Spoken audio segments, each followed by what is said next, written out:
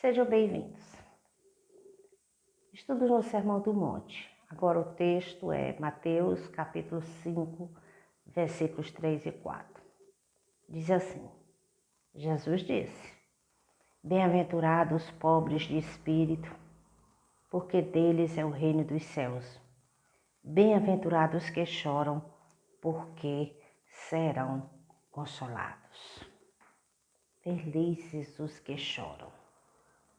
Para o mundo isso é um completo absurdo, pois chorar é algo que deve ser evitado. É assim que o mundo ensina. Como? É dito: esqueça os seus problemas, viva a vida, vire as costas para as suas dificuldades, finja que elas não existem. Se apregoa a busca pelos prazeres, a busca extrema pelo dinheiro. Com que intuito? Satisfazer os seus desejos, lhe dar felicidade. Como se isso fosse possível com o dinheiro. Ele facilita, mas não é a sede na nossa felicidade. O entretenimento. O mundo apregou o entretenimento. Biblicamente, o choro é bem-vindo. É uma tristeza espiritualmente provocada pelo Espírito Santo que antecede o arrependimento. Nós falamos, Jesus falou, que felizes são os humildes de espírito, deles é o reino dos céus. Os humildes de espírito, eles se arrependem, e arrependimento envolve choro. Isso é um perigo. A igreja moderna é antropocêntrica. O que é isso? Busca o Senhor para realizar-se, para viver neste mundo. Isso não é igreja nos padrões bíblicos. E o que isso vai ocasionar? Vai desembocar em quê? Na ausência de choro espiritual nos nossos dias. Percebe-se claramente, falta isso. Por fim, há uma distorcida doutrina do pecado e do arrependimento, abrindo espaço para uma igreja imatura e superficial. Se não há arrependimento, não há novo nascimento.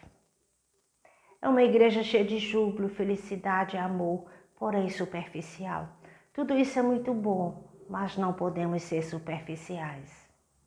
A convicção do pecado sempre antecede a conversão. Com isso, as pessoas nem sempre compreendem que precisam ser convencidas do pecado antes que possam experimentar a verdadeira alegria. No padrão bíblico, a alegria é fruto do Espírito Santo. Gálatas, capítulo 5, versículo 22 a 25. Está lá. As pessoas não apreciam a doutrina do pecado, a repelem prontamente. Querem alegria independente da convicção do pecado. Porém, isso não é isso que a Escritura ensina. A Escritura ensina que é preciso que haja arrependimento de pecado. Em Atos, capítulo 2, vamos para Atos, vamos ler esse texto. Versículo 23 diz assim: Este, conforme o plano determinado e a presciência de Deus, vocês mataram, crucificando por meio de homens maus. Pedro está confrontando a multidão presente naquele momento, israelitas e prosélitos. Versículo 36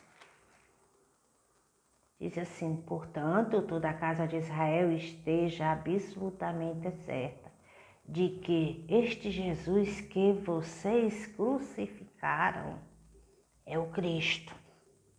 Versículo 15 do capítulo 3 diz assim: Vocês negaram o santo e o justo e pediram que fosse solto um assassino. Versículos 19 e 20 diz assim: Portanto, arrependam-se e se convertam para que sejam cancelados os seus pecados, a fim de que da presença do Senhor venham tempos de refrigério e que ele envie o Cristo que já foi designado para vocês, a saber, Jesus. É isso que a Escritura ensina. Arrependimento genuíno envolve choro, a compreensão de que somos transgressores e que a verdadeira alegria, o refrigério, vem quando o Senhor nos sarar, nos perdoar, nos restaurar, nos dar o seu Espírito Santo. Para isso, precisamos chorar, estar diante do Senhor arrependidos. Aqueles que tiverem de converter-se, tornando-se verdadeiramente sãos, antes de tudo, os que choram, os que se alimentam, se lamentam chorando. Isso é indiscutível. A convicção do pecado é uma medida preliminar e essencial a fim de que haja a verdadeira conversão. E a convicção do pecado leva ao choro. A necessidade do choro que leva à purificação, porque o crente é aquele que assemelha-se a Jesus Cristo. Foi para isso que Jesus veio, para constituir um povo para si próprio. Romanos capítulo 8, versículo 29, diz o seguinte: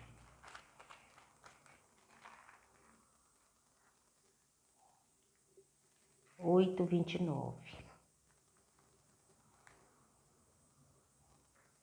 Pois aqueles que Deus de antemão conheceu, ele também predestinou para serem conformes à imagem de seu Filho, a fim de que ele seja o primogênito entre muitos irmãos. Está aqui o chamado da Igreja do Senhor.